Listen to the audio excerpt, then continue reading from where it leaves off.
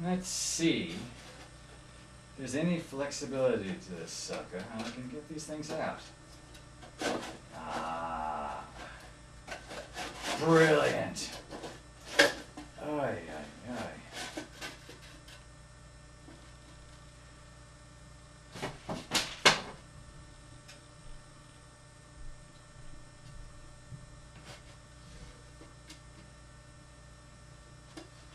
Well,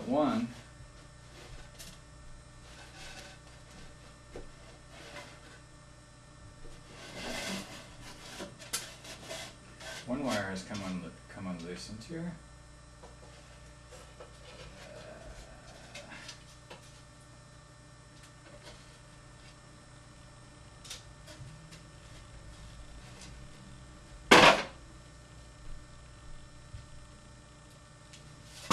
So this wire came loose.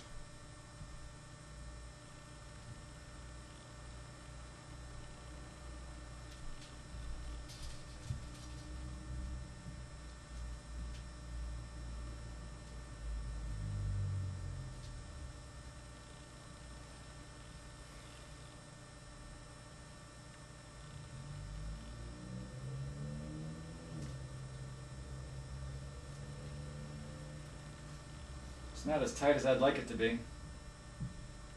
Definitely not as tight as I'd like it to be. If I pull on it. Huh.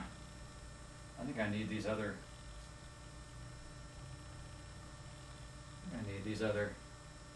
restraints. You notice the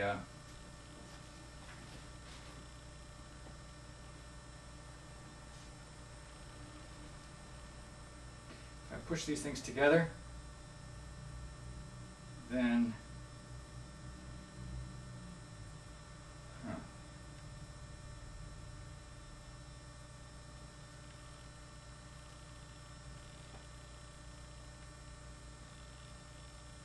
it tends to contract.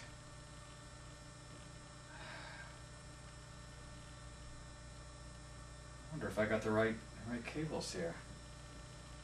Anyway, here's the map of the icosahedron. Here's an icosahedron face.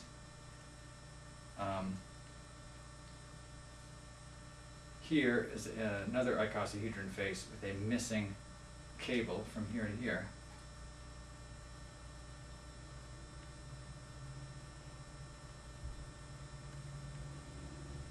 Huh. I'll have to examine this. In tension, it's very nicely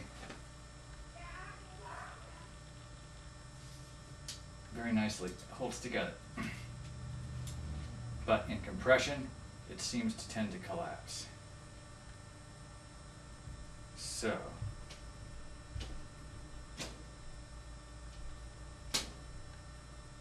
something needs to be thought about. But as you notice, the struts are not in contact with each other.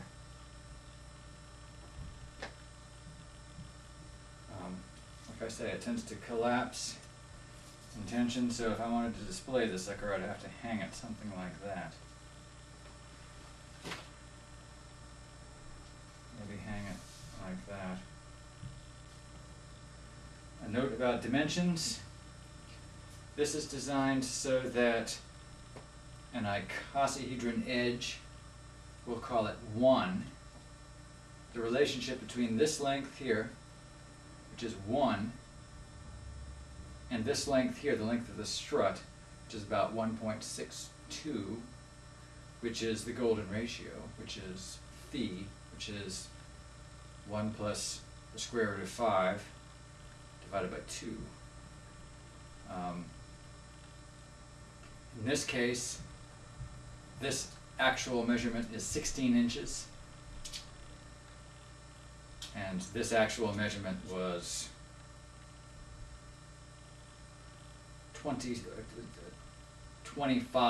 7/8, which is approximately 26 inches. And also the distance between the struts was also 16. The distance between the center of one strut to the center of another strut was 16 inches. And so the cube, or the jig that was holding these things, had to have this dimension be equal to the icosahedron side, so that was 16 inches from center to center, and the strut length, once again, was phi times 16, which is approximately 26 inches, 25.88 inches. Well, it ain't holding together like I wished it would, but I'll hang it up and see what we can do with it. I'll hang it up and see what we can do with it.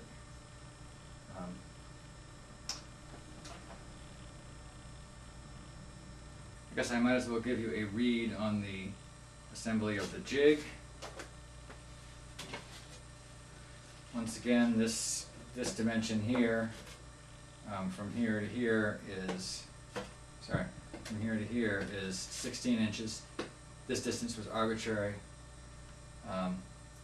So a strut would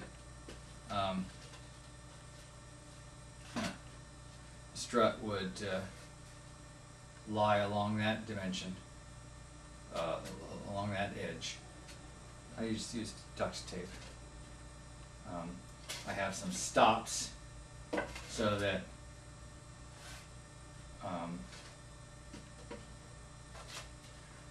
when this goes through,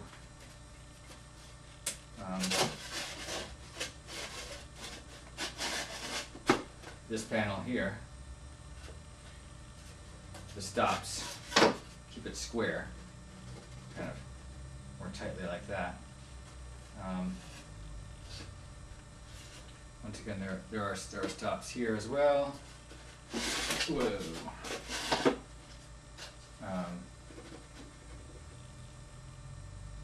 And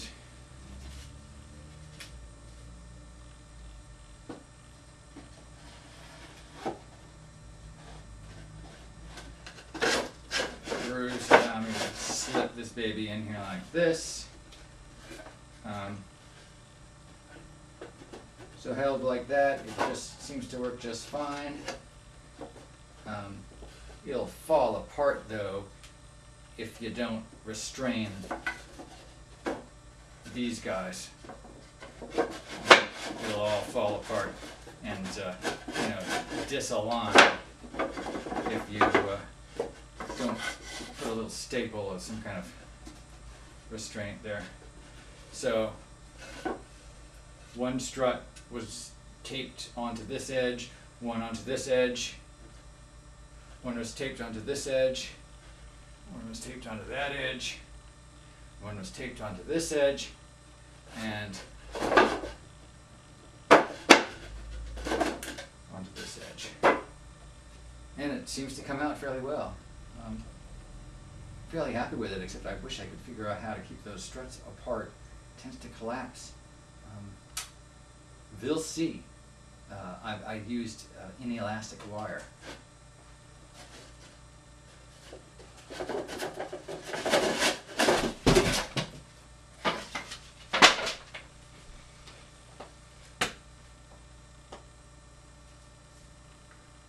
Here's copper magnet wire. I wonder if that's even visible. Well, we'll see.